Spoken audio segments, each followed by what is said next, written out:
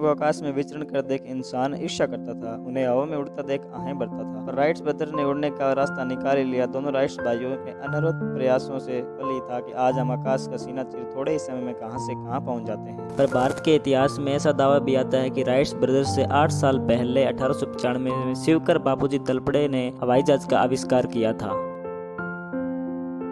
अप्रैल 1932 में air India का जन्म हुआ था। उस समय के उद्योगपति जे.आर.डी. टाटा ने इसकी स्थापना की थी, मगर इसका नाम एयर इंडिया नहीं था। तब इसका नाम टाटा एयरलाइंस हुआ करता था। टाटा एयरलाइंस की शुरुआत यूं तो 1932 में हुई थी, मगर जे.आर.डी. टाटा ने वर्ष 1919 में ही पहली बार हवाई जहाज तब शौक के तौर पर उड़ाया था। तब वो सिर्फ 15 साल के थे।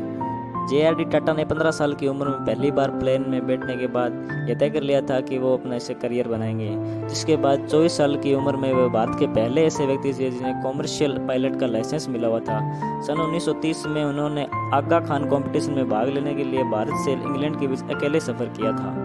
पहली उड़ान में सवारियां नहीं चिट्ठियां थी। जे.आर.डी. टाटा ने बाद में अपना पायलट का लाइसेंस बनाया, मगर पहली व्यावसायिक उड़ान उन्होंने 15 अक्टूबर को भरी, जब वे सिंगल इंजन वाले हवाई जहाज से अहमदाबाद से होते हुए कराची से मुंबई लाए थे। इन उड़ान में सवारियां नहीं बल्कि 25 किलो की चिट्ठियां थी। यह चिट्ठियां लंदन से कराची लाई गई थी। इससे इंपीरियल एवरेज ब्रिटेन का एक राजशाही विमान था, उसी में लाया गया था। टाटा एयरलाइंस के लिए साल 1933 पहला व्यावसायिक वर्ष रहा। टाटा सन्स की 2 लाख की लागत से स्थापित कंपनी ने इस वर्ष 155 पैसेंजर और लगभग 11 टन भी डाक ढोई। टाटा एयरलाइंस के जहाज ने एक ही साल में कुल मिलाकर 1,60,000 मील तक की उड़ान भरी। शुरुआती दौर में टाटा एयरलाइंस मुंबई के जुहू के पास एक मिट्टी के मकान से संचालित होता रहा। वहीं मौजूद एक मैदान रनवे के रूप में इस्तेमाल किया जाने लगा। जब भी बरसात होती या मानसून आता तो उस मैदान में पानी भर जाया करता था।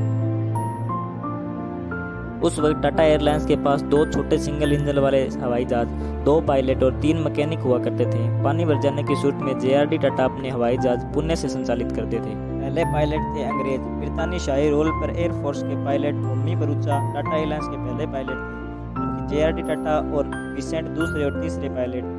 इसके बाद द्वितीय विश्व युद्ध शुरू हुआ। द्वितीय विश्व युद्ध के बाद जब विमान सेवाएं बहाल होने के लगी, तब 29 जुलाई 1946 को Tata airlines public limited company बन गई। उसका नाम बदलकर एयर इंडिया लिमिटेड रखा गया। आजादी के बाद यानी सन 1947 में भारत सरकार ने एयर इंडिया में 49% हिस्सेदारी। एयर इंडिया ने अपनी सबसे पहली अंतर्राष्ट्रीय उड़ान 8 जून 1948 को भरी थी। इस विमान में 35 यात्री थे, जिनमें नवाब और महाराजा की संख्या ज्यादा थी। भले ही आज एक स्टॉप के साथ लगभग 12 घंटे में लंदन पहुंचा जा सकता है, लेकिन उन दौरान एयर इंडिया को लंदन पहुंचने के लिए 2 दिन का समय लगा था। इस फ्लाइट ने काहिरा और जिनेवा होते हुए लंदन में प्रवेश किया था और इस तरह इतिहास रचा था।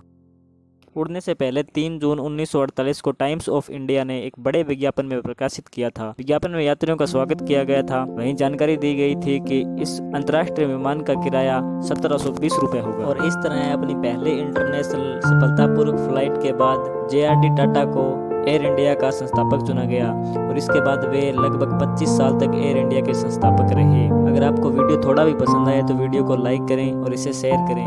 और अगर आप ऐसे ही वीडियो और देखना चाहते हैं तो चैनल को सब्सक्राइब कर लें और बेल आइकन का बटन दबाना न भूलें।